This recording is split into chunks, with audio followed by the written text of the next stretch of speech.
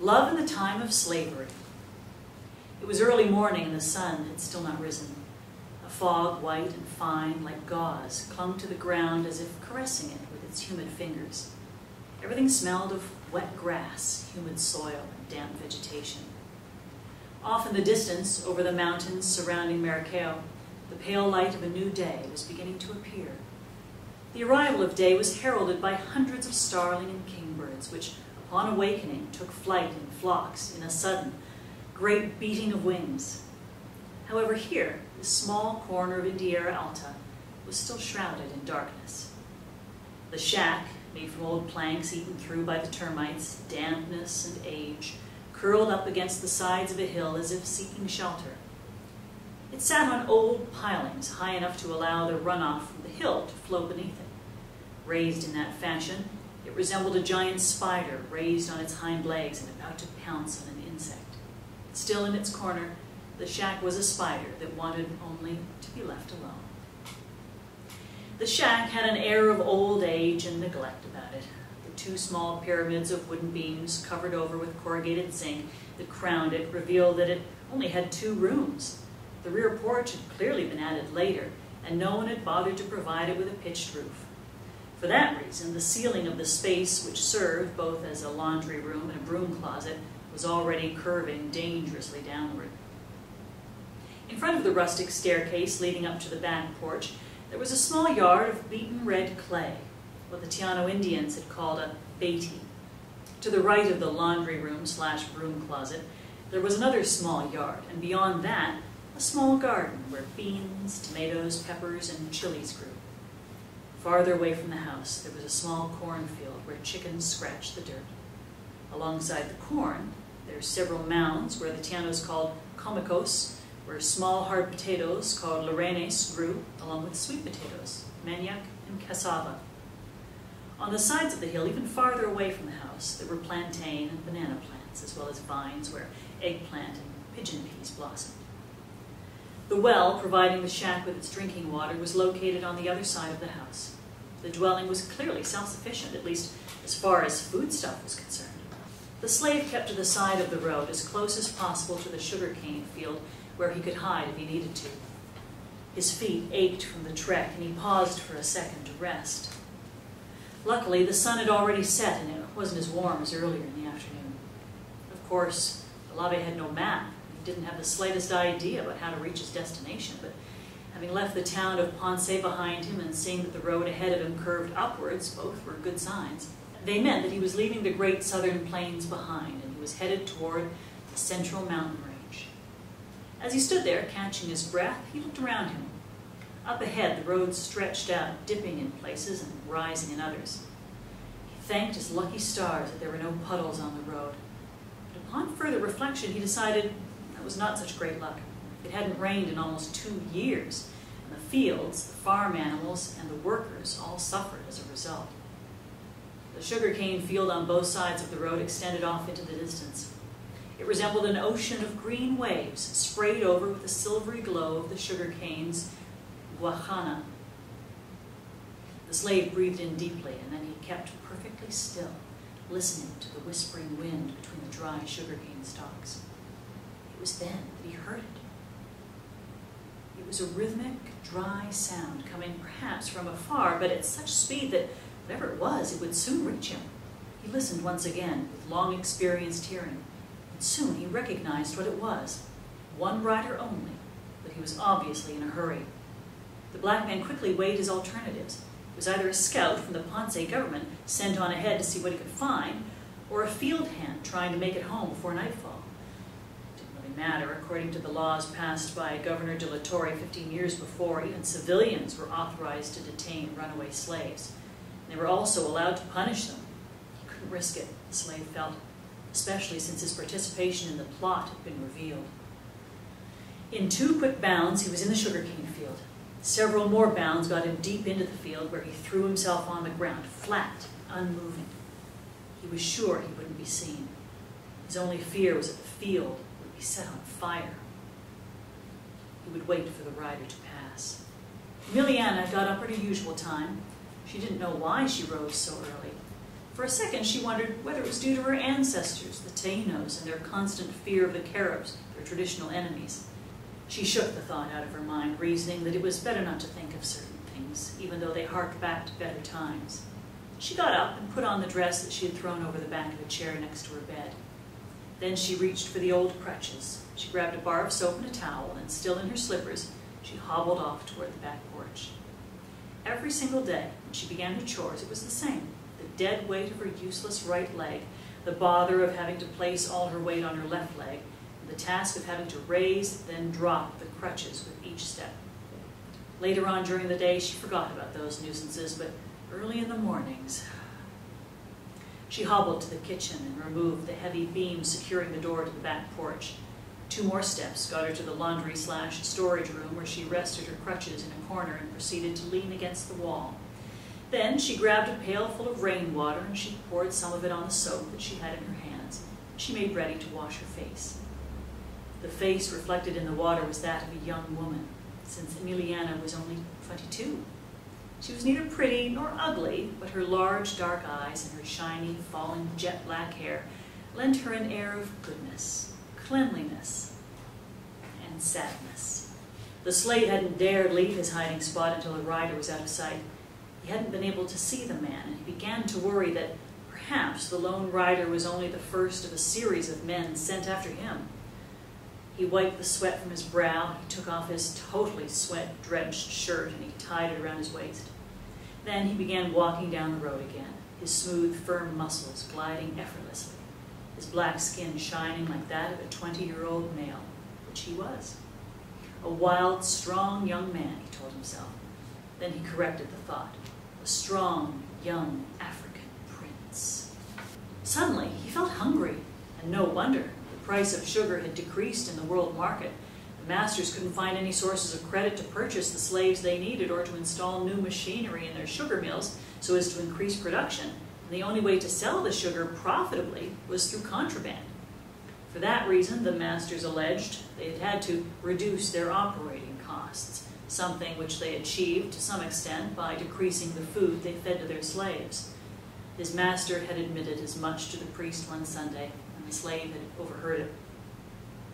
The slave thought back, first with disgust, but then with appetite, to the funche that his master fed his slaves twice, and sometimes even 3 times a day, with a cup of strong black coffee in the mornings, with bacon, breadfruit, and beans at noon, and with chicken soup in the evenings. No slave, in fact, no worker who drove a team of oxen all day pulling a heavy ox cart loaded down with newly cut sugarcane could survive on such meager fare. And as for the other slaves, especially the cane cutters, well, they could survive even less on the damp cooked cornmeal that they were fed. As he walked on, trying to forget the hunger that he felt in his gut, the young ox cart driver noticed that it was already growing dark. He decided he'd better seek shelter in the sugarcane field and sleep there until the following day when he would resume his journey. He did just that. He entered the sugarcane field, and then he bent a stalk of sugarcane in the direction of the road so that upon awakening the following morning, or in case of an emergency, he would easily be able to locate the road. Then he lay on the ground, resting his head on a mound of dry leaves that he gathered and used as a pillow. It was a while before he fell asleep. In spite of how weary he felt, his mind kept drifting back to recent events. You recall that you didn't attend the original meeting held at the El Quemado plantation in Ponce that October evening.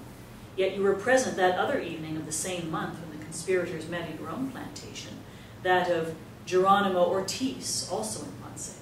The master was away that evening. Before the leader of the conspiracy arrived, the nervous slaves had spoken in hushed tones among themselves. A skinny old black man had said aloud, "It's almost certain that the Haitians are going to help us. President Boyer said that." Another slave had interrupted him immediately. "It's a little late for that, old man. Boyer offered his help, all right, but that was almost 20 years ago." Everyone had laughed. "I remember that," commented a rather stout slave who worked cooking the molasses at a different sugar mill, and then he added, "That was during the time of that crazy Frenchman. What was his name?" Someone had replied, "Du Coudray Holstein," and had then added, "But nothing came of that. Someone snitched on him, and then he wound up in prison in Cruzeiro." A portly female slave with a white kerchief on her head had interjected loudly, Nothing ever comes of anything, and stool pigeons go on doing their thing. One or two of the other slaves gathered there had laughed at that, but the others had remained cautiously silent. They recall hearing bits and pieces of conversation after that. During the, there in the Bayamon, during Taribo Monte's time, the person uttering the sentence hadn't dared say the word conspiracy aloud. I remember that at the Los Papanos plantation in '33. Suddenly, everyone had quieted down with the arrival of Jaime Bangua, the leader of the conspiracy. He was taller, more muscular than the other slaves, and his intelligent stare showed the astuteness and the bravery of the Bozal black born in far-off Africa. You recall the rest in a fragmented fashion, as if you dreamed it. The African had convinced everyone present that it would be better to postpone the date until a better time. New Year's Day, when no one would be expecting it and everyone would be hungover from the previous evening's celebrations. Even the military regiment would be caught off guard, Bangua argued. No one had objected, and once the idea was accepted, the African had attempted to get the audience pumped up. He'd offered to personally travel to Haiti to obtain the weapons promised, and he had ended the meeting by pointing out that the conspiracy also enjoyed the support of several abolitionist societies on the island.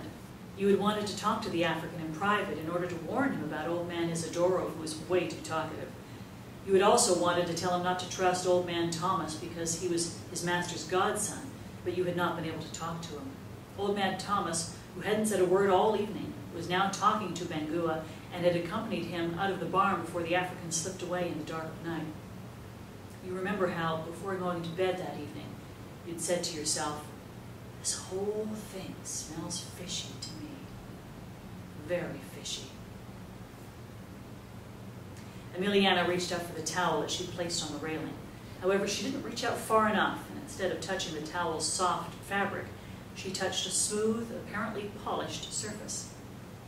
She opened her eyes, and she saw that she'd mistakenly placed her hand on one of several small glass jars that she kept in a wicker basket. Without knowing why, she temporarily forgot the towel, and she drew the little jar close to her face. On the yellow label, there was a word which neither she nor her mother had written, since neither one knew how to read or write. Still, she knew that it said, curare. Her mother had inherited the little jar from her own father, who had brought it to Maricao from the distant coastal town of Naguabo. There, Ameliana had been told her grandfather, a medicine man, had obtained the little jar from some Carib Indians who, a long time before, had attacked the town and had dipped their arrow tips in the little jar's content in order to make their arrow points poisonously deadly. Ameliana continued gazing at the little glass jar, knowing full well that the thick black liquid that it contained had a bitter taste to it. It had been made from the resin of several vines and plants and was extraordinarily toxic. Just a couple of drops of it were enough to paralyze the muscles, and whatever animal or person had been wounded with it would suffocate as it lost its ability to breathe. The drug's effects were fairly instant. She was horrified for a second or two, and she considered throwing the little jar away where it could never harm anyone. Yet she didn't do it, and she remembered what her mother had told her on her deathbed. Keep this poison, Ameliana. Someday it may save your life. The young woman knew that her mother had been referring to a possible rape attempt against her by some white man. After all, the whites had been raping Indian women for centuries. She'd heard that they were still raping women, only now those women were black instead of Indian, and they were being raped in the haciendas instead of in Indian villages. The small jar in her hand made her shiver with fright all of a sudden, and Ameliana put it back in its wicker basket. She quickly reached over for the towel, and she dried off her face. Then she grabbed her crutches, and she returned inside the shack, closing the door behind her. The black man awoke with a start. It took him several seconds to remember where he was and why he had awakened. It was still dark, even though the sky was already showing signs of morning's first light. Then he heard the noise again. He listened closely, and over the soft rustling of sugarcane stalks, he heard voices, not many, just 2 or 3. He continued listening, perfectly still, and then he heard the barking. Dogs, he thought at once, and a sudden chill ran down his spine. A lot of dogs, he said to himself, making a mental note. His instinctive reaction was to prepare for immediate flight, but he forced himself to remain where he was. A few seconds later, he realized that both the barking and the voices were coming closer. He got up at once. He picked up his shirt, and with his bare feet, he swept over the dirt on the little mound where he had slept. He couldn't afford to leave any traces of his passage through the sugarcane field. Then he approached the roadside warily. He pushed the stalks of sugarcane aside, and he looked down the road in both directions. Even though he couldn't see anyone around, he could still hear sounds coming from the direction in which he'd been traveling the previous day. He stepped out into the open road, and he began running in the opposite direction. He ran as fast as he could until he was out of breath. His leg calf muscles hurt, and his heart pounded furiously in his chest. He felt as if his lungs could not hold enough oxygen, and he gasped. Not once did he look back as he concentrated on the path ahead. He heard a crack behind him, and he at once knew that sound, like that of a crackling twig, was a rifle shot. Only then did he furtively glance behind him, and he fell heavily on the ground. He rose immediately, spitting out gobs of dirt from his mouth, but when he put his weight on his right foot, it buckled under him, sending him kneeling to the ground once more. He glanced back down the road behind him for just a second, since the barking was coming closer. Slowly, as if to offset the wild rhythm of his galloping heart, he stood up, and he felt a sharp pain on his sprained ankle. He gingerly put weight on the foot again, and again he felt a sharp pain. However, he then heard the rifle crack again, and he began running once more, dragging his injured foot along, and he fell yet again. There was no longer any time to continue running, he realized, and painfully he entered the sugarcane field once more. Several seconds later, a rider galloped past his hiding place. The horseman on a ways, then he stopped. He beat the sugarcane stalks on both sides of the road with his machete, and then, disappointed, he galloped back the way he'd come. On the damp earth where he had sat, the black man was trying to make as little noise as possible, though he was panting from exertion. He told himself repeatedly he had to hurry and find a safer place in which to hide. He waited a few minutes, and he peeked out at the road again. There was no one around. He reminded himself to keep on walking, or they would catch him. Back inside her little house, Ameliana felt overwhelmed by its size, but not by its smallness, but rather by its sudden and apparent hugeness. Even more than its size, it was the dwelling's silence which she felt, as if she were noticing it for the first time. And then she understood that what she was feeling had nothing to do with the house itself. It was her own loneliness. No stranger had been in the shack for almost 3 years now. First it had been the physician, and the undertakers who'd come to take her mother's corpse away to bury it. And yet, what was affecting her wasn't her loneliness either. There was a great emptiness in her soul, as if she were missing something or someone. She felt incomplete, and yet she didn't even dare hope that someone would come and complete her. She'd been feeling like that recently. Sometimes she would imagine a handsome young Taino warrior who came, conquered her with beautiful words, filled her with kisses and caresses, and took her far away.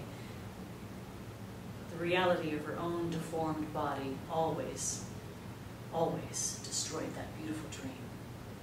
Whenever that occurred, she always remained crushed, empty. On those occasions, she grew convinced that her fate was sealed and that her future only held misery and loneliness in store for her. Standing there on the threshold of her kitchen, she turned around.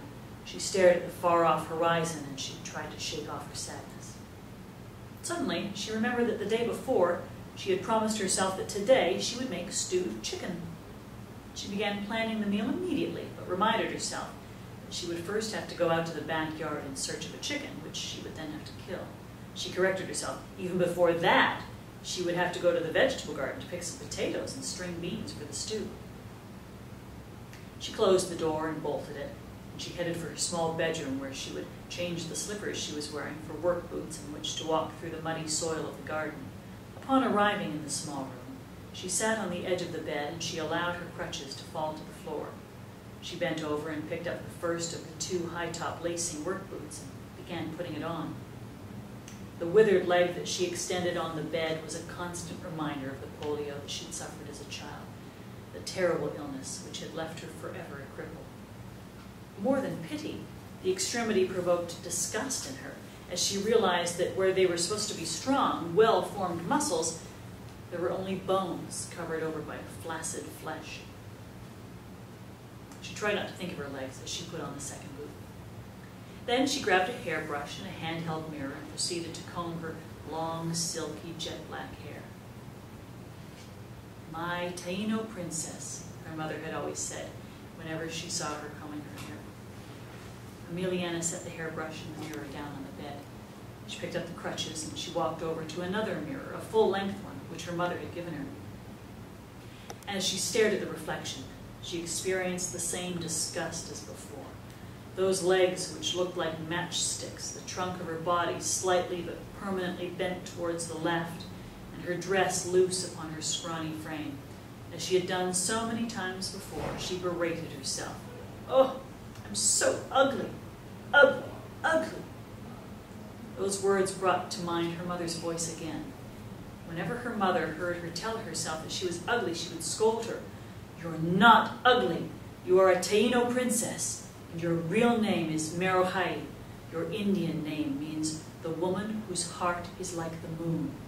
"But mother," "Don't but mother me. Be proud of who you are.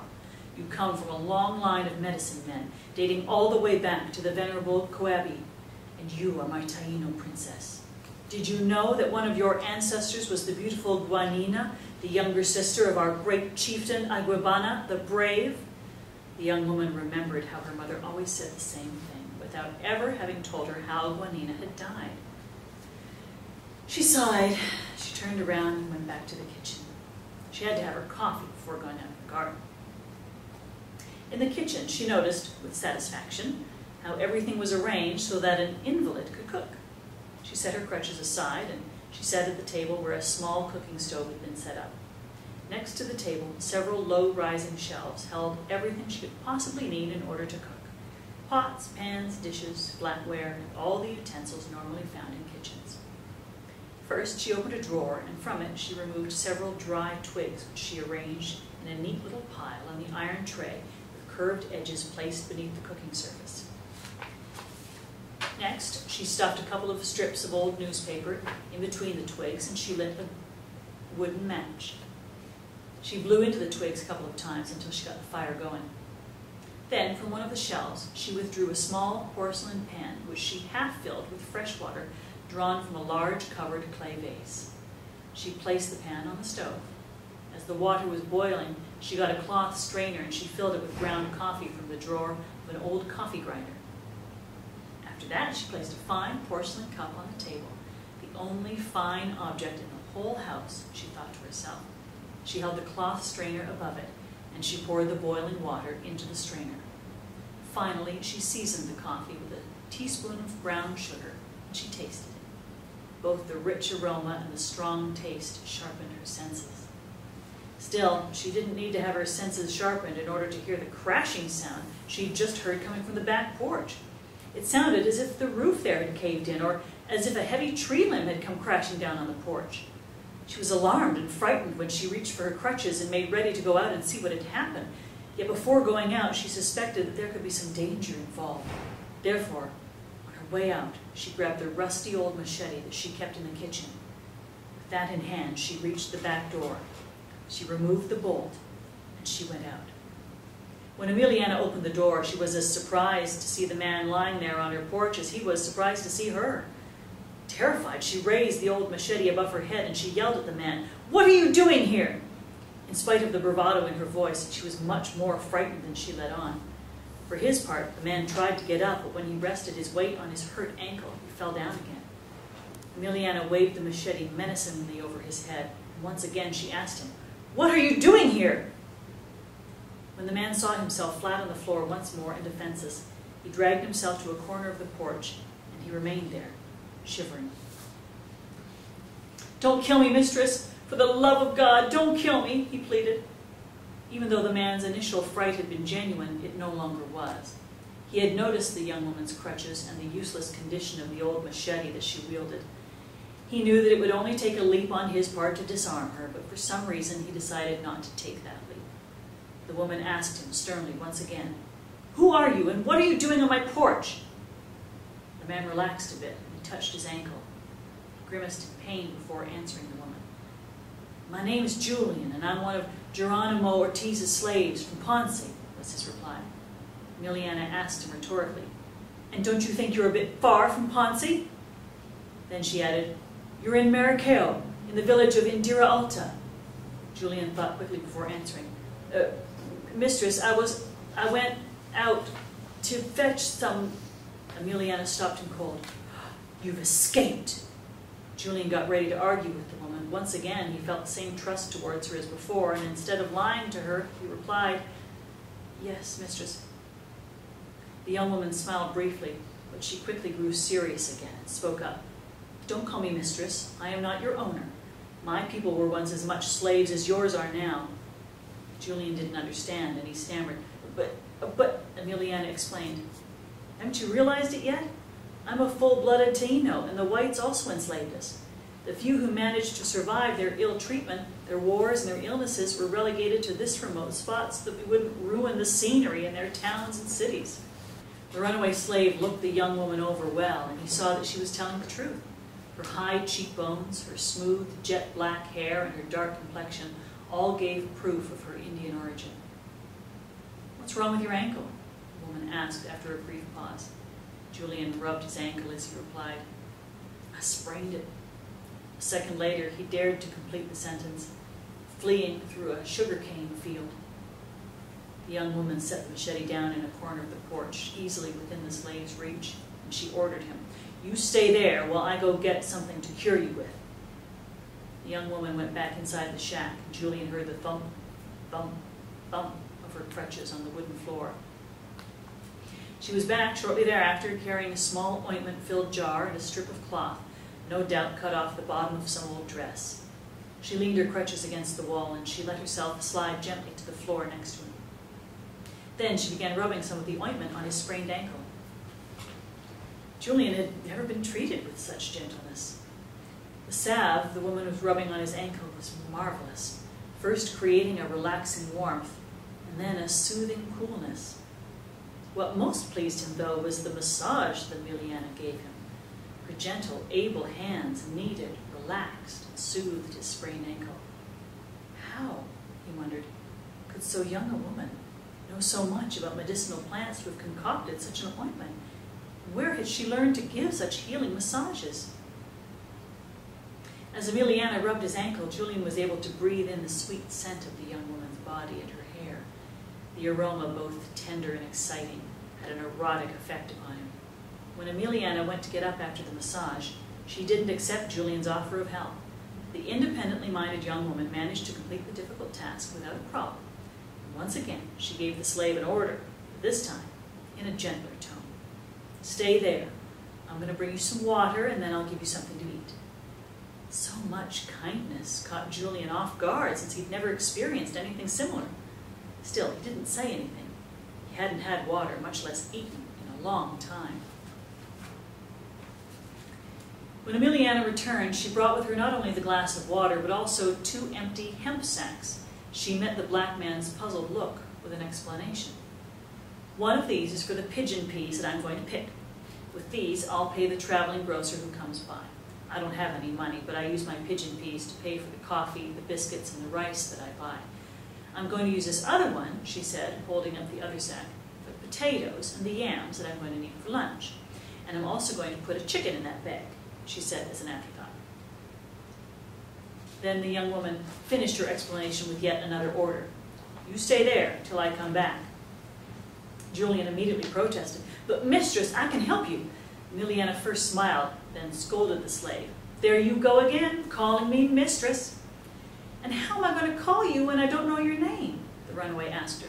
She replied quite matter-of-factly, "My name is Ameliana." As soon as she spoke, the woman realized that she hardly knew this stranger to whom she was revealing her name, and she wondered if the man could be dangerous. For whatever reason, she adopted a severe tone, and she reminded him, "I said for you to stay there until I get back." Julian lowered his head and made no reply. The woman turned, and she began going down the stairs with difficulty. When she'd reached the ground and had taken a few steps away from the porch, she heard footsteps behind her, and when she turned, she saw him limping towards her. He was yelling something. Hey, wait up! I can carry those sacks back when they're full. Ameliana begrudgingly let the runaway accompany her, and together they headed for some bushes where the woman's pigeon pea crop was planted. When they reached the bushes, Julian picked up a good-sized flat stone, and he laid it in front of the bush. He told Ameliana that she could sit on the stone, but that she could do nothing else. Then he picked up one of the hemp sacks that she had brought, and he began picking pigeon peas off the vine. A little while later, when only the bottom of the sack was full, the woman asked Julian what his name was, and then she asked him what life was like for the slaves on the plantation. The slave was eager for the opportunity to talk to her further, and he spoke as he picked pigeon peas. The plantation where I live is medium-sized. There are about 50 slaves, 4 foremen, and the master, who's a widower. He lives alone. 2 or 3 women work in his house as servants, and another 7 work at the sugar mill alongside their husbands. Julian shook the sack so that the pea pods would settle to the bottom. Then he continued talking as he pulled the pea pods off the vine. We sleep in 2 separate barracks, one big one for the single men and a smaller one for the married couples. The married couples barrack has curtains separating the different couples. He looked back at her briefly. Most of the slaves are cane cutters. About 14 or so work in the sugar mill itself. 5 or 6 others cook the crude when it becomes molasses. When the molasses cools, it's either packed in barrels or allowed to dry in the sun, after which the rock-hard solid is ground up into refined sugar. There are a couple of other blacks who shovel the sugar into hemp sacks, which they then sew shut. The slave looked at the young woman for a second before going on. There are about 4 of us, ox cart drivers, who carry the cut sugar cane to the mill and the sacks of refined sugar, as well as the barrels of molasses to the port. The foremen at the plantation don't do anything but supervise and yell at us. Julian shook the sack once again, and he peered into it to see that it was already a third full. Then he stopped picking peas for a second, and he spoke directly to the woman. We get up at the crack of dawn, and we line up for the head count. Ameliana stared at him curiously. The slave realized that the woman had not understood what he had just said, and so he explained. There's a head count every morning and every evening to make sure no one's missing. Every once in a while, someone attempts to escape. He left the thought dangling in the air, and he looked away from her, ashamed. Ameliana urged him on with a cheery, "And?" Julian went back to picking pigeon peas. After the morning head count, we all go to the tool shed. A foreman removes the heavy padlock, and they give out the machetes and the hoes. They keep the tools under lock and key for fear that we'll steal them and use them to kill the whites. Behind him, the slave heard the woman gasp in terror. Then everyone goes off to his or her task. Those who work in the mill itself yoke up the oxen. They wash down the milling stones. They clean up the collection vats, and they begin pressing the sugar cane left over from the previous day. Those who work in the cooking shed light up the fire. They clean up the iron cooking vats, and they wait for those who work in the pressing mill to bring them in the raw cane juice. I wouldn't want to work there for anything in the world, Julian concluded. And why is that? Ameliana asked him. You see, it gets really hot in that shed, the black man explained. So hot that you think you're going to pass out. The white day laborers that they sometimes hire when there's too much cane to process refuse to work in the cooling shed. That's why they assign black slaves for that job. They can't refuse to carry out any task that they're assigned. Julian stopped working momentarily, and then he shook the hemp sack to see how full it was. Besides, he went on, there's always a chance of getting burned with boiling molasses. I've seen my share of blacks leave that shed straight for the cemetery with their skin all toasted and curled up like fried pork rinds. The slave went back to picking pigeon peas. Every once in a while he would turn his head when he spoke to Ameliana. And don't you for a minute believe that the sugarcane cutter is any better off, he muttered seriously. They spend long hours in the cane fields, raising their machetes and then swinging them down hard until their arms and legs ache all over. Meanwhile, the sun beats down unmercifully on them, and the sharp leaves of the sugarcane plants lacerate their arms and their faces. Julian realized that the hemp sack was, by then, half full. He wiped the sweat off his forehead with his arm, and he continued talking as he picked pigeon peas. Around noon, the foreman calls a halt to the work so that we can snack on a piece of bread and a cup of strong black coffee. Then, around 2 in the afternoon, they bring us lunch, which lately consists only of funchi with stewed beans and chicken broth to moisten it. The master argues that since times are hard, he can't afford to buy rice to give us. What is funchi? Ameliana asked innocently. Julian smiled briefly, and then he explained. It's cornmeal, boiled in water and lard. When it's done, it resembles a flat, hard corn cake. Once I heard a slave brought over from the British islands in the Caribbean call it polenta, and I know that some of the other blacks also call it marota. Ameliana was satisfied with the explanation, and the slave went on picking pigeon peas and throwing them in the sack, which by then was almost full. Then we go back to work in the cane fields until sunset, although lately it's been until nightfall, the man had said. Then he stated, that's at least 13 hours a day. Ameliana asked him another question. But didn't you say that you're an ox cart driver? So why did you say, then we go back to work in the cane fields? Julian smiled again, and then he immediately answered the woman's question. Because we ox cart drivers have to remain in the sugarcane fields with the cutters, waiting for them to fill up the ox carts so that we can drive them back to the mill. Once again, Ameliana was satisfied with his explanation, and the young slave went on with his story. When our workday is over, we go back to the plantation house, and once again they take a head count. They gather up the hoes and the machetes, and they feed us once more. It's usually more of what we had for lunch, and then at long last, we head back to our barracks. When the black man saw that the hemp sack was full, he hoisted it up easily on his shoulders, and then he helped Ameliana up on her feet. However, instead of heading back to the house, the woman led Julian to the vegetable patch, where she sat down on the ground, and shoulder to shoulder, she and Julian worked for about an hour, digging up the small, hard, native potatoes called lorenes and some taro roots, cutting off the stringy roots attaching the taro to the soil, and placing both tubers in the second of the 2 hemp sacks that they brought along with them. After that, they headed back to the shack. Julian carried both sacks, while Ameliana limped along beside him. When they reached the backyard of the house, between them they caught a chicken, and Ameliana wrung the bird's neck because Julian didn't have the heart to do it himself. The significance of the detail did not go unnoticed by the woman. At noon, they lunched on rice, beans, and stewed chicken out on the back porch. When the meal was over, Julian yawned and let Ameliana know that he was sleepy because he had slept badly the previous night. He had slept in a sugarcane field. Ameliana suggested that he take a nap right there on the back porch, but first, she told Julian, she would bring him some soap and a towel so that he could shower. She pointed at the rainwater in an old wooden barrel, and she let him know that he should use that. When she returned with the soap and the towel, the woman asked the runaway slave to leave his dirty shirt and trousers on a nail behind the door leading to the kitchen so that she could come pick them up and wash them. Then, closing the door behind her, the woman went into the kitchen to wash the lunch dishes. Not too long after that, she cautiously opened the door to the back porch in order to fetch the slave's soiled clothes. When she peeked in, she saw that the man had already bathed and that he was lying on the floor, fast asleep. She also saw that he was totally naked. Ameliana blushed, and she considered shutting the door at once, but something forced her to just remain there, staring at the sleeping figure. Freshly bathed, Julian resembled a sleeping god, a sleeping African god. The young woman gazed at his head, at his muscular arms and shoulders, at rest, and at his groin, where her gaze lingered just a little too long, at his powerful legs, and at his sprained ankle, still bandaged in strips of cloth ripped from the hem of one of her old dresses. Suddenly, Julian stirred, and Ameliana, fearing that he would catch her staring at him, hastily grabbed the shirt and trousers she'd come for, and silently shut the door. Half an hour later, the woman had already hand-washed Julian's shirt and trousers, and she'd hung them up to dry on a clothesline that she'd strung from one side of the kitchen to the other. As she was getting ready to go back to the porch to let Julian know that his clothes would take a little longer to dry, she heard loud knocking at the front door of her house. Ameliana froze with fright, fearing that it might be the volunteer militias coming for Julian. They knocked at the door again, even harder than before. The woman approached the door cautiously. In a quivering voice, she asked who it was.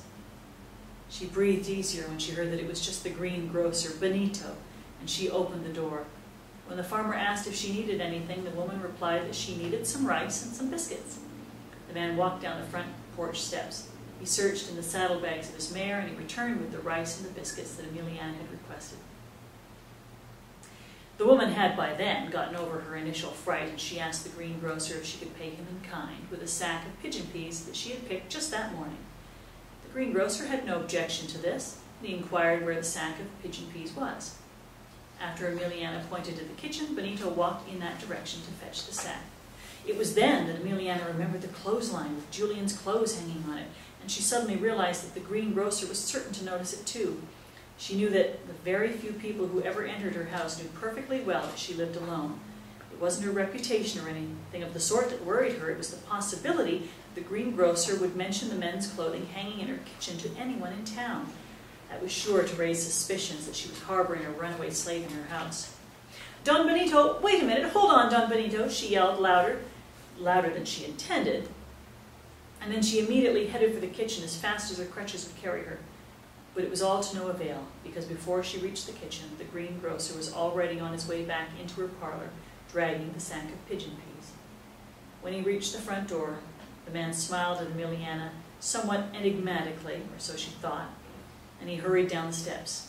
"I'll see you next time, good lady," he said as he bid farewell, and although the words were innocent enough, to Ameliana they sounded sarcastic and ominous. When the greengrocer left, Ameliana remained by the open door, watching him and his mule cart disappear in the distance.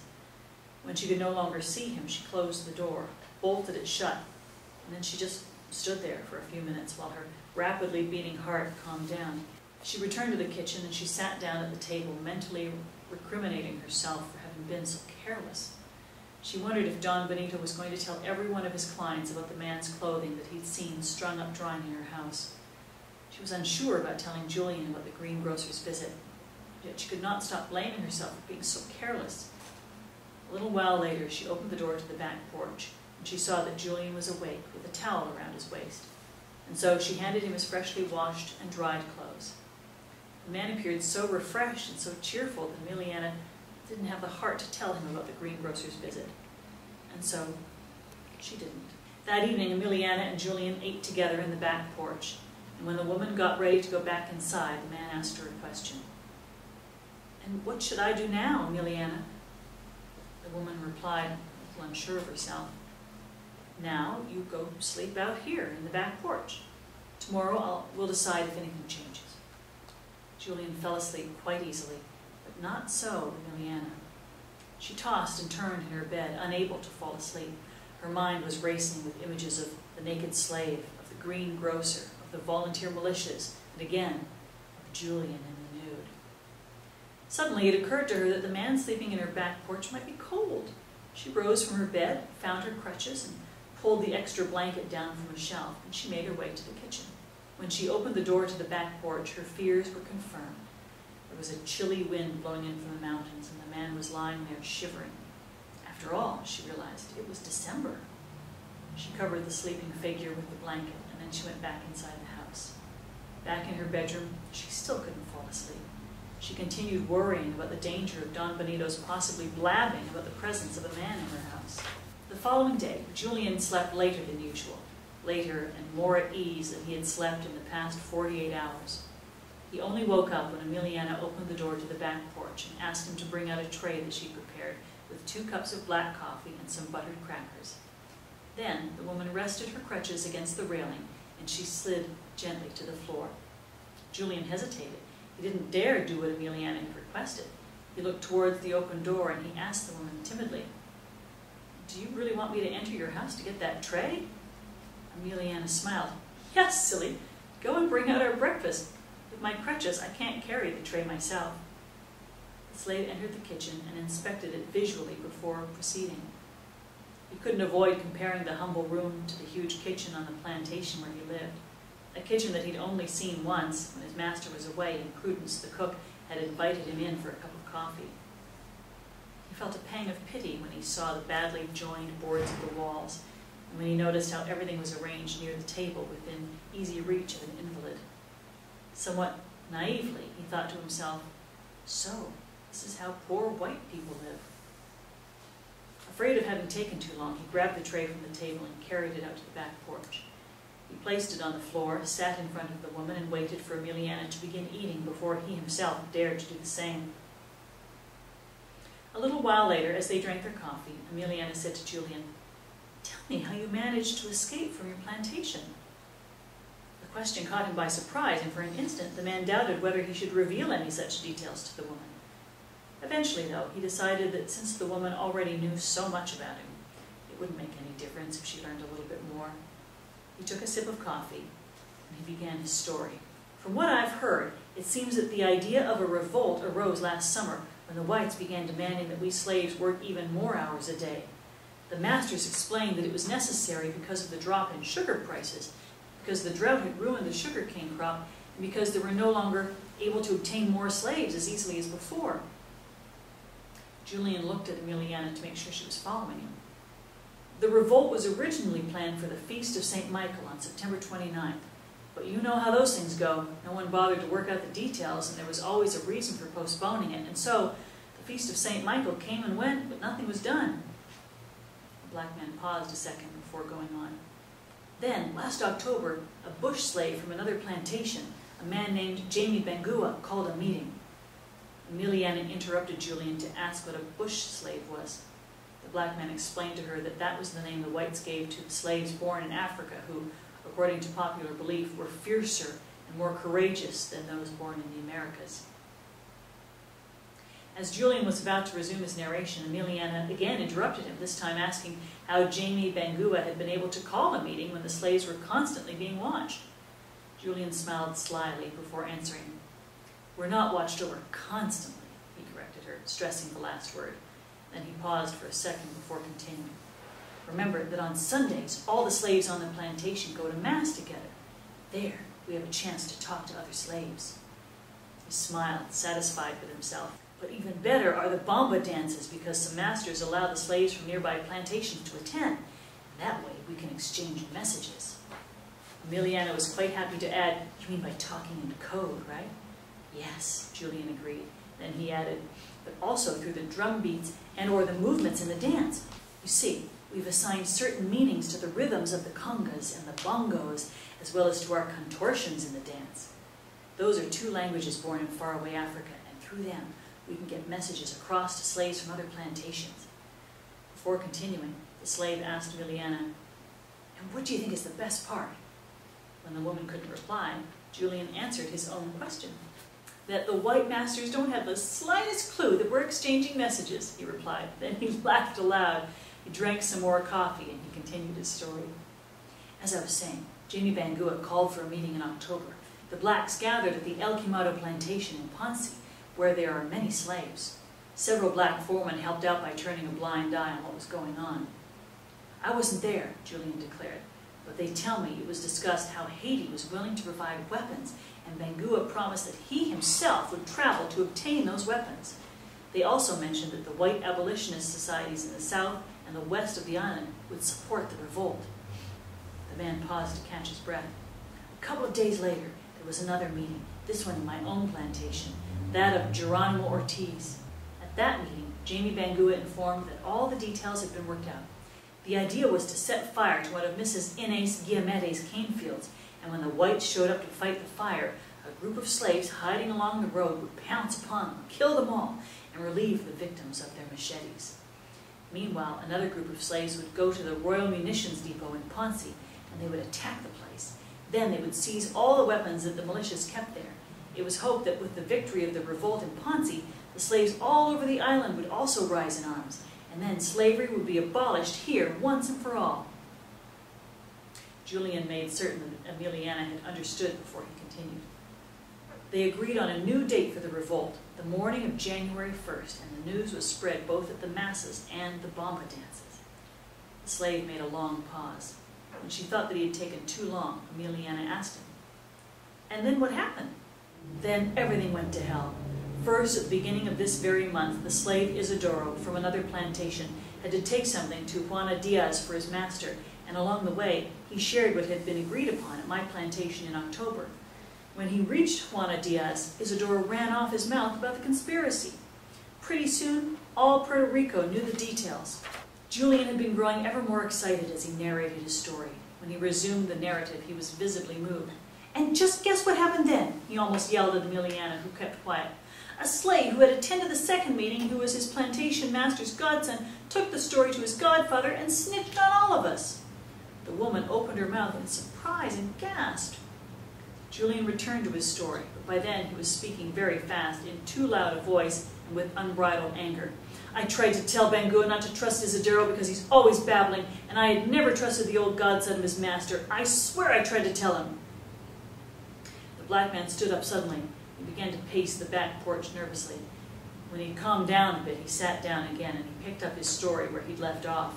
The day after that bastard gave us up was December 21st. Early that morning, when we gathered for the head count, the foreman told us that day no one was going to work. A little while later, the militias arrived, and the foreman marched us back to the barracks, and they padlocked them shut so that no one could leave. A rumor began circulating that Jaime Bangua had been arrested and that he was being tortured in an attempt to get him to reveal who his accomplices were. Ameliana listened to Julian without saying a word. When I heard that, I knew that I had to flee before they came to arrest me. I hatched a plan, but I had to wait for that evening before putting it into effect. Luckily, that night was a real scorcher in Ponce. I pounded on the door and I called out to the militiamen posted outside to ask what was the matter from the other side of the door. He sounded sleepy. I explained that I was suffering from diarrhea and I needed to go out into the bushes to relieve myself. A weak smile crossed Ameliana's face fleetingly, but she didn't say anything. Julian continued talking. He let me out and I disappeared into the cane field, and then I returned to the barrack. But even before the militiamen could padlock the door, I faked having to go again, and the militiamen allowed me to go, and I returned in a little while. But I immediately told the man I had to go again. This time, I went into the cane field, and I took a long time. The militiaman called me once, asking why I was taking so long, and I yelled back that I was almost finished. Then, I hightailed it through the cane fields, putting some distance between the man and me. I knew that he'd probably grown tired of waiting for me and had, most likely, fallen asleep. I supposed all that, but all I knew was that he never came for me. This time, Ameliana laughed out loud. Julian continued with his story. I spent all night fleeing toward Adjuntas, and the following day, too. I avoided inhabited areas, and then I slept in another cane field. After that, I headed west towards Maracaibo, and that was the morning when you surprised me on this back porch where I was looking for some water to drink. Ameliana was so impressed with the distance traveled by Julian that she couldn't say a word. She just opened her eyes wide, and she pursed her lips in surprise. The runaway slave was sweating profusely, as if just narrating his long flight tired him as much as the action itself. Once again he stood up. Once again he paced the narrow back porch in order to calm himself. And once again he sat down without saying a word. He listened to all the sounds of the morning, the whispering wind, the chirping crickets, the warbling turtle doves, and the singing kingbirds. Suddenly his face brightened up, and he stared at Ameliana, and he commented, "Fate sure works mysterious ways." The young woman waited for an explanation, which didn't come. Instead, Julian asked her, "Guess what day it is today?" Ameliana stared dumbly back at him as if he were crazy, but before she could answer his question, Julian added playfully, "No, don't answer that. Just consider this. I escaped on the 21st, and I fled all night and the following day as well. By then it was the 22nd. I continued fleeing for another whole day, and then I got here. Now yesterday was the 23rd. That means that today is..." He left the rest of the thought unsaid. By then his face was beaming as he awaited an answer. Ameliana didn't share his joy, or if she did, she didn't show it. She replied mechanically, "December 24th. "It's Christmas Eve, Ameliana, don't you see?" the man blurted out. The woman looked at him and replied in a voice devoid of emotion, "So what? I have no relatives, no neighbors, and no friends, and no one visits me. I live all alone in my poverty, and on top of that I'm crippled. What have I got to celebrate?"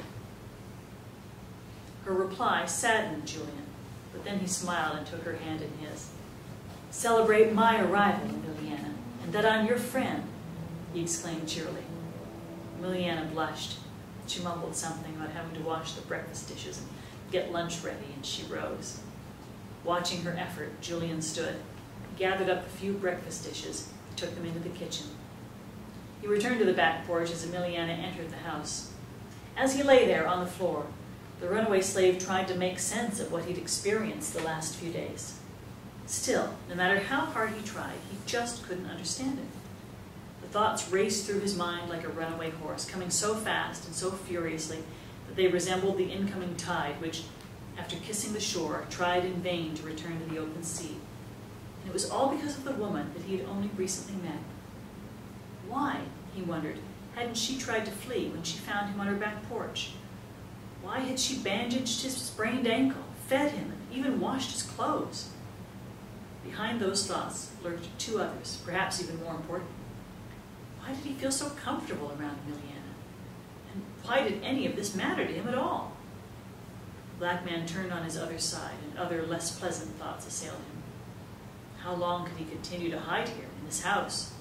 What would his life be like if he was forced to forever keep on fleeing?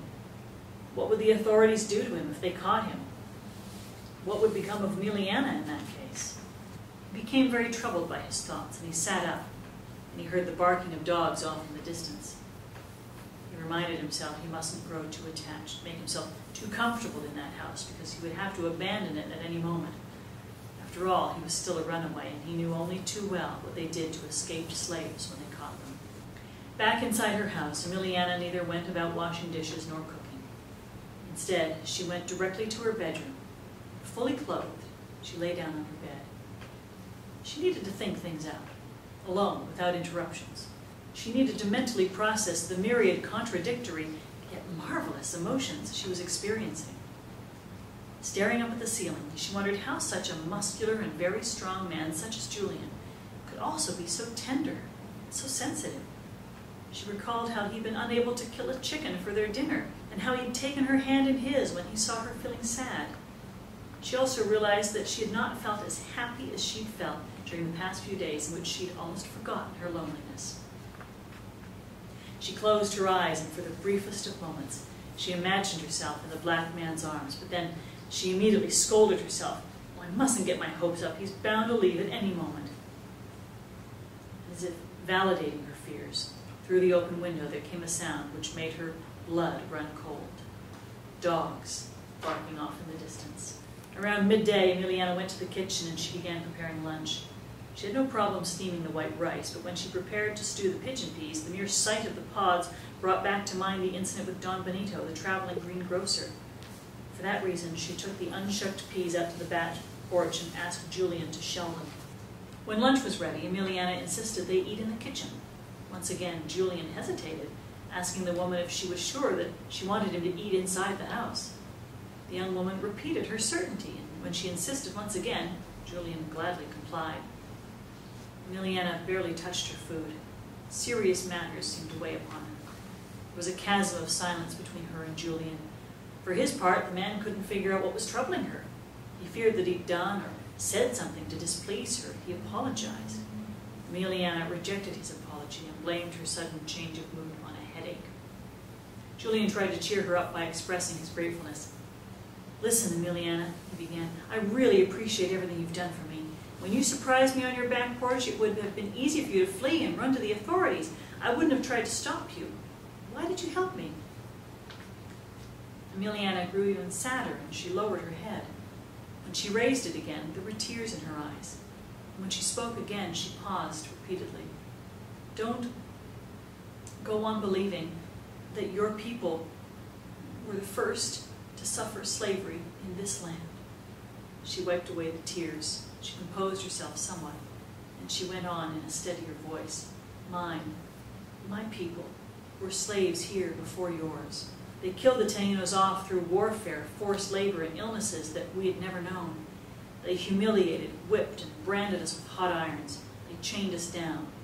We were humiliated in our own land, and they led us to extinction. Julian attempted to change the subject, to halt the flood of words that the young woman was so painfully dredging up from deep inside her soul, but he couldn't. They killed off our bravest warriors, and when our brothers, the Caribs, tried to help us, they wiped them out as well. Then they forced us to pan for gold in the rivers, and later to cut cane and to work in those same sugar mills where your people are now suffering. Your people were brought here from Africa because there were no longer enough Tainos to work for the white man. Julian again tried to change the subject. "Listen, Ameliana, you don't have to," he began, but the woman paid no attention to him. "And when they no longer needed the few of us remaining, they exiled us to these hinterlands to disappear once and for all." The slave noticed fresh tears running down the young woman's cheeks, tears of anger now, and he reached for her hand. She didn't seem to notice. We are a proud, peaceful, and generous people, but they broke our spirit, and they made us disappear, Ameliana concluded. By then, the slave also had tears in his eyes, but he hastened to correct what the woman had just said. It's not true they made you disappear.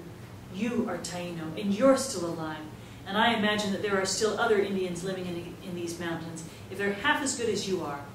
The slave did not complete his comment. Then it was Ameliana who corrected the slave. Don't you believe that, Julian? There are already very few of us left, and soon there won't be any. She lowered her head so the man couldn't see her cry again. With his free hand, Julian lifted Ameliana's head, and he looked at her fixedly. Instead of a young woman dressed in rags, who needed crutches to get around, and who was ashamed of her withered limbs, he saw before him the most beautiful woman in the world, a Taino princess, as beautiful as her ancestor, the lovely Guanina. Ameliana tried to smile, but she just couldn't. Instead, she asked the black man a totally unexpected question. What do they do to runaway slaves when they catch them? Julian took his time answering, weighing his words carefully. When he finally did speak, it was in a somber tone. If all the slave has done has been to run away, they tie him to a tree trunk, and they give him 12 lashes, he began. And he added, but if the slave has taken part in a revolt, they give him 30 lashes in front of all the other slaves on the plantation, so that none of them will even think of emulating him. Then they throw the slave in jail for 2, 5, even 10 years. Ameliana gasped in horror. Julian rose from the table and he began pacing around the room, a worried look on his face. He then ceased his pacing, but he continued talking to the woman from where he stood. He delivered his following words in the most somber tone that Ameliana had ever heard. Those who lead revolts and any slave who kills a white man are tried by a military tribunal which, invariably, finds them guilty and sentences them to death by hanging or by firing squad. When Julian returned to the kitchen table, Ameliana was crying again, and she took both his hands in hers.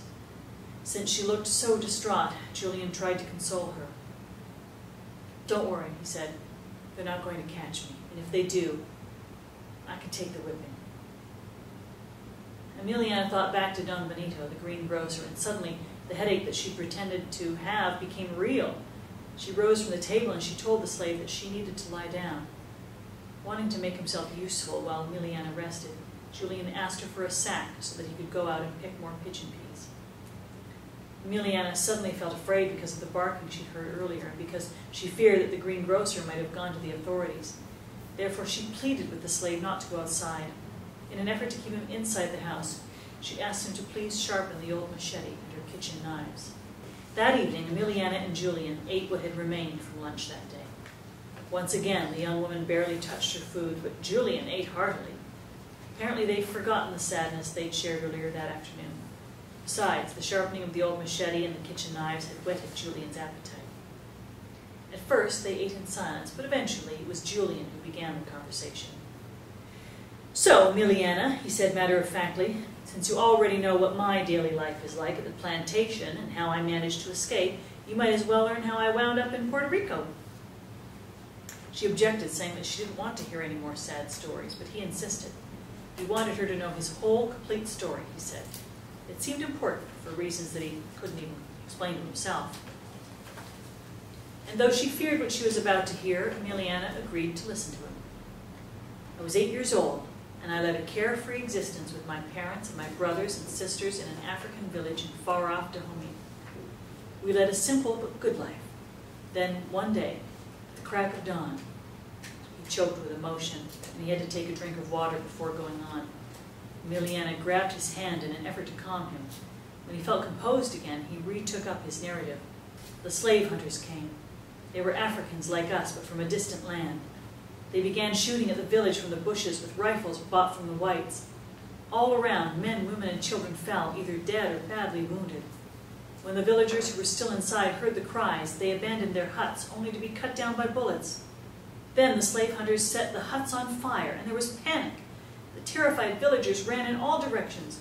women clutching their babies to their chests, madly searching about for the rest of their children, and men seeking out their bows and arrows in order to defend themselves. "Julian, please, you needn't go on," pleaded Ameliana. The black man paid no attention. His eyes were opened wide in terror. He was sweating profusely as he continued his story. Suddenly, standing there amid the screams and the chaos, I felt callous hands grab my arm and tug at me briskly. I was crying, looking around for my mother, when I realized that the noise and the confusion had subsided to the sobbing of a few scared children. Then a deathly silence fell over everything, and when I looked around, I saw that only about a dozen boys and girls and teenagers remained there, surrounded by the slave hunters who pushed and pulled us about violently. "Julian, please," Ameliana implored once again, but the man didn't interrupt his tale. After that, they began herding us toward the footpath in single file, amid our sobs, and no doubt before the horrified gazes of our parents, who must have been hiding in the bushes, watching helplessly as they led us away. Julian's voice cracked again in his halting monologue. Ameliana squeezed his hand even tighter. "When we were some distance from the village," the slave went on, "they made us sit on the ground and they chained us together. Then they forced us to walk for several days and several nights until we reached the coast.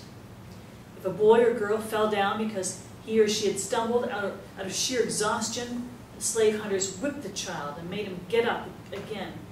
2 or 3 of those children were so injured by those whippings that they were unable to go on. The slave hunters abandoned them right there in the middle of the jungle to die." Ameliana was sobbing, but Julian would not interrupt his story. He seemed a man possessed. After we reached the coast, we continued on toward the west, bound for Ghana, or the Gold Coast, as the Dutch then called it. When we reached Elmina, they shut us up in the dungeons at the St. George Castle. There we joined the Ashanti, the Yoruba, the Igbo, Senegalese, Lukumi, Kiribati, and the other prisoners captured in their respective lands. The dark, damp, and foul-smelling dungeons resembled a horrible Babel tower where people wept in dozens of languages. 2 or 3 days later, a ship anchored in the bay, and we were led from the dungeons in chains toward the ship, through a gate that the slaves called the Gate of No Return. By then, Ameliana was almost hysterical, and she yelled at the slave, "Julian, you don't have to continue. Please stop, I've had enough." The runaway slave paid no attention to her. We were over 100 prisoners on board, and they crammed us into foul-smelling holds, where they tied us down to the bunk beds. The heat there was intolerable, and the noise deafening as some captives screamed, others groaned, some called out to others in different languages, and some even sang. In those closed quarters, we had to eat, to piss, and to crap, and we vomited our guts out when the ocean was choppy. The stench was nauseating, and only once a week did a couple of sailors come down to the hold to soak us with buckets full of water-diluted disinfectant. Many of the prisoners died along the way of typhus or cholera, and the sailors threw their corpses into the sea. 8 long weeks we were aboard that ship until we reached the island of St. Bartholomew, where 70 or so of us who were still alive were debarked. There they locked us up in shacks, and during the following weeks they removed us in 2s or 10 at a time to reship us to our final destinations. I reached San Juan as a skinny, malnourished boy with stomach problems, but even in that condition, the master bought me and took me to his plantation in Ponce. I've lived and worked there ever since. By then, Ameliana was as still as a statue. The only sign of life she showed were the tears streaming down her face. Julian had also remained silent after finishing his story. For several seconds, he gazed off into space, and then he rose from the chair slowly, and he prepared to go out into the back porch, no doubt to sulk. By then, night had fallen. When he reached the door leading out of the kitchen, a dog barked off in the distance. Ameliana called out to him, begging him to wait. Then she laboriously grabbed her crutches, rose from her sitting position, and made her way to where he stood. She looked him in the eyes, and tenderly she implored, "Don't go." Then she added, "Stay, sleep inside, in my bed, next to me." When she asked him to follow her, the slave was perplexed, but he did as she requested. Once they reached her bedroom and entered, she asked him to lock the door. Then she asked him to light the old hurricane lamp on top of her night table. Finally, she told him to close the window. Julian's heart was racing as she sat on the bed and placed her crutches on the floor. When Julian lit the hurricane lamp, the darkened room took on a phantasmagoric appearance as the oil lamp projected the misshapen silhouettes of a man and a woman on the old wooden walls. Of course, Julian knew why Ameliana had invited him to her bedroom, but that didn't allay his fears in the least. During his years at Geronimo Ortiz's plantation, he had learned the dangers faced by any slave who maintained sexual relations with a white woman, and he was fully aware of what awaited that slave if he was caught in the act. They would argue that he had raped her, and they would make him pay dearly for his brashness. "Come here," Ameliana beckoned, and Julian complied. Then she unbuttoned his shirt. She let it fall to the floor. She flattened her face against the slave's naked chest. Next, she proceeded to kiss his arms, his chest, and his neck until she reached his face. She kissed him on the mouth. In the long kiss, her hungry tongue sought out Julian's. He reciprocated. Then she gently pushed him away and she ordered, "Remove your pants and lie down here next to me." When Julian lay down, Ameliana again kissed his chest, but this time she continued on downwards, kissing his stomach and then his legs, only to work her way back upwards to his genitals. Julian closed his eyes in rapture. It began to grow hard. The man tried to squeeze her against his body, but the woman pushed him away gently once more. Then she covered both their bodies with the sheet, and under it she removed her dress and her slip. Julian attempted to remove her panties, but she brushed his hands aside and she removed them herself. Julian ran his calloused hands over Ameliana's smooth skin, touching her shoulders and her small breasts, which were beginning to harden. He allowed his hands to continue on down her body until he felt a warm humidity, which excited him even more. However, when he attempted to caress her legs, the woman stiffened and protested. "Please, don't touch my legs. They're so ugly and deformed." He drew her to him, and they soon lost themselves in a long, passionate kiss. Then the woman rolled on top of him, and they lost all notion of time and reality in a maddening frenzy of panting, motion, and measureless pleasure. Far from the old shack, several dogs barked in the night. The following morning, while the lovers remained in bed clinging to each other in a long embrace, they were rudely surprised by loud, repeated knocking at the front door. They listened attentively, and they heard the words uttered in a man's hoarse voice outside. "Open up! It's the law!" Ameliana and Julian sat up with a start. When Julian began searching for his clothes on the floor, Ameliana whispered for him to go to the kitchen quickly and to flee out the back porch. The slave looked at her dumbly, and he asked himself, "How the hell did they find out I was here?" Ameliana heard, but she didn't bother answering. Still, she mentally cursed Don Benito for revealing what he'd seen. There was no time for recriminations. She pressed Julian to do as she had said at once.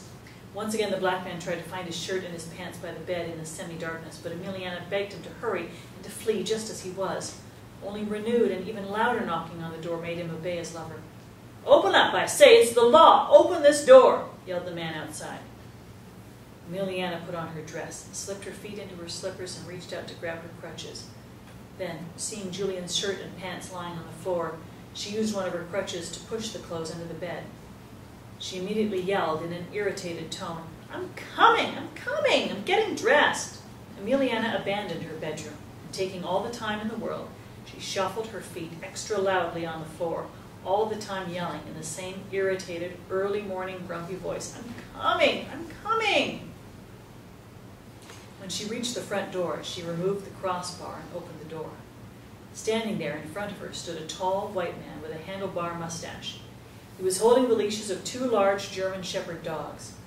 Ameliana could see, beyond the man and the dogs, a horse on whose saddle a whip and a rifle were tied. Just looking at the objects made her shiver. As if in some bad nightmare, she heard the man ask why she'd taken so long, to which she had replied that she was cold and had to search for a sweater, that the knocking had startled her, and "As you can see, I'm not in the best condition possible to run anywhere."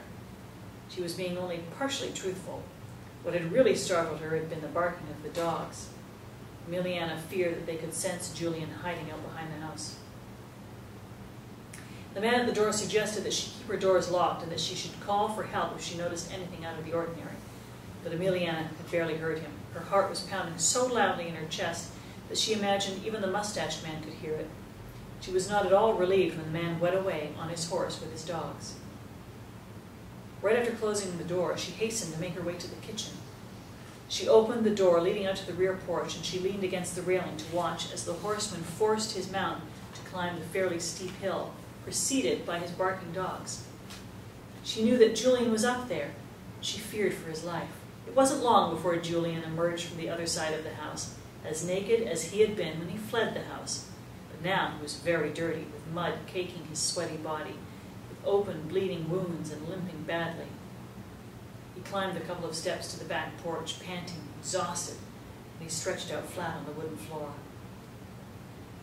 Ameliana allowed him to rest a bit before speaking to him, but first she examined his wounds. She was horrified to see that his hands were red and crisscrossed by small cuts which he must have received while grabbing thorny plants and bunches of razor-sharp reed mace, probably in his haste to climb the hill. The soles of his feet were also scraped, probably by his having to escalate sharp rocks without shoes on. Ameliana was horrified above all by the several cuts the black man had on his cheek, an arm, both legs, and his stomach. They were clearly dog bites. On his body and on his face, Julian had the type of bruise produced in a fight. However, what most impressed the young woman was the condition of the man's ankle. The bandage that she had placed on it 2 days before had disappeared, and a huge black bruise surrounded the ankle, which was then horribly swollen. Ameliana knew full well that in his condition, Julian wasn't going to be able to walk for some time, much less run. She stood up and she ordered the slave to remain still there on the floor, while she went for water, soap, a towel, and a piece of cloth to clean and bandage the ankle. The man grabbed one of her crutches and prevented her from leaving.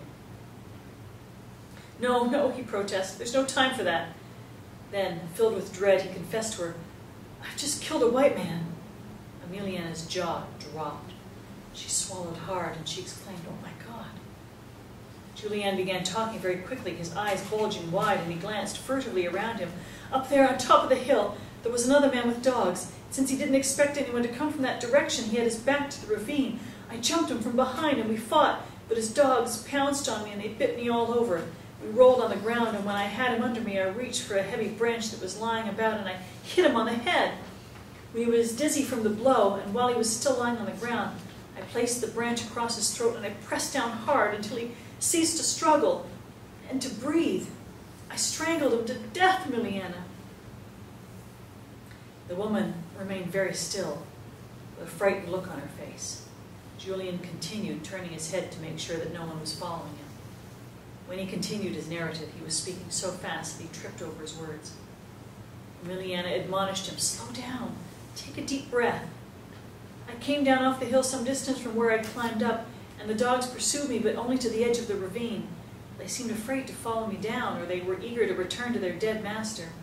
But as I descended, I spotted another man in a horse wagon waiting on the other side of the house. So I slipped into the crawl space between the underside of your floor and the ground. And that's how I got here just now."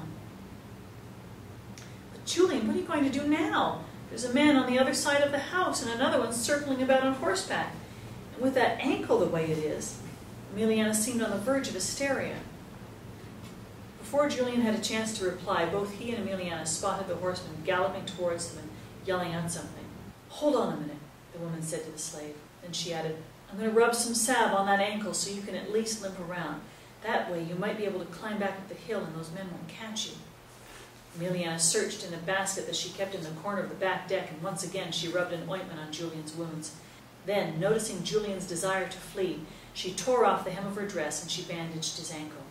She worked swiftly, and as soon as she'd finished, the slave was able to stand on his 2 feet with some help from her. However, they'd calculated badly the time it would take the horseman to reach them. Even before Julian was up fully, the horseman had reached the porch, and at that very moment, he was off his horse and aiming his rifle at the slave. The horseman was yelling, "Nigger, step away from that woman!" Ameliana stared at the horseman in horror, and the man climbed the steps up to the porch. While still pointing his rifle at Julian, the man bent down. He reached for the crutches lying there on the floor, and he handed them to the woman. As he helped her up off the floor, he happened to notice the ripped hem on Ameliana's dress. He frowned, and in a a softened voice, he said to her, "Don't you worry, little lady. This runaway bastard is never going to bother you again." And then he kicked Julian in the face with his riding boot. A spray of saliva and blood emanated from the slave's mouth, and his head went down hard against the deck floor. When Ameliana cried out in horror, the horseman gently moved her away from the black man. She could clearly see that Julian was bleeding from the nose. Then from the other side of the house, the horseman's friend appeared in his horse wagon, followed by at least 6 dogs. Before Ameliana's shocked gaze, the horseman yanked Julian to his feet, and he proceeded to push him down the steps towards the ground, where the angry, barking dogs awaited. When he was on the dirt, the dogs surrounded him. Calmly and deliberately, the horseman then descended the steps. He pushed the dogs aside, and he began savagely beating Julian with the butt of his rifle. The naked slave writhed helplessly about in the dirt. Meanwhile, up on the deck, a hysterical Ameliana yelled at the horseman, pleading with him to stop beating the slave. The horseman paid no attention to her cries. He only ceased to beat Julian when his arms grew weary. When Ameliana thought that it was all over, the horseman's companion walked over to the horseman's mount. He undid the whip from the saddle, and with it, he began lashing the helpless man on the ground. The savagery was too much for her to bear, and Ameliana fainted, falling heavily to the floor of her back porch. When she came to, Ameliana saw Julian lying on the wooden floor of the horse wagon with his hands tied, shackles on his legs, and an iron collar around his neck. A short chain connected the neck collar to a ring on the floor of the cart. She realized that the horseman was at her side, and she gave a start, aghast. The horseman smiled, and he said to her, "Don't you worry, ma'am. That black heathen is dangerous, and he has to be kept in chains. He killed a man up there on top of the hill." He pointed toward the hillock. Ameliana was so shocked by everything she had just witnessed that she was speechless. "And judging from your torn dress, ma'am," the horseman added, "it looks like he was making ready to rape you." Then, in spite of the woman's protests, he helped her to her feet. He handed her the crutches, and he walked off the back deck. Ameliana leaned against the railing, and she watched what was happening as if in a fog. She barely heard the horseman's words as he called out to her from his mount. "Don't worry, ma'am. This man will never bother you again, not you or any other woman. When we're through with him, you'll wish he was never born. After that, we'll hang him." Ameliana remained there on the back porch, watching as the men, the dogs, and the horse-drawn cart disappeared in the distance. When she could no longer see them, she stuck her hand into the side pocket of her dress, and she withdrew the small jar whose contents she'd used to treat Julian's wounds. She stared at the small flask for an instant, paying close attention to the handwritten label. Though she couldn't read, she knew full well what it had said. Curare. She had rubbed the potion on the black man's wounds knowingly. It was preferable to suffer for a few seconds and then die from a heart attack or asphyxiation than to suffer numerous lashings and then die on a scaffold with your neck broken. A second later, the woman hurled the empty flask away, off into the bushes, where it struck a rock and shattered into little pieces. Her mother had been wrong when she told her that the jar's contents could one day save her life. More than that, it had saved her heart and her future. Grief-stricken, Ameliana went back inside her shack, where she looked for a burlap sack into which she threw several changes of clothes. Then she dragged the sack to her back porch, leaving the door to the kitchen wide open. She laboriously descended the stairs, and she headed toward the road. She didn't have the least idea of where she would go, but she knew that wherever it was, it just had to be better than here, in this place where so many unhappy memories remained. She would find a good place to raise her and Julian's child, a child that she knew was already growing in her womb.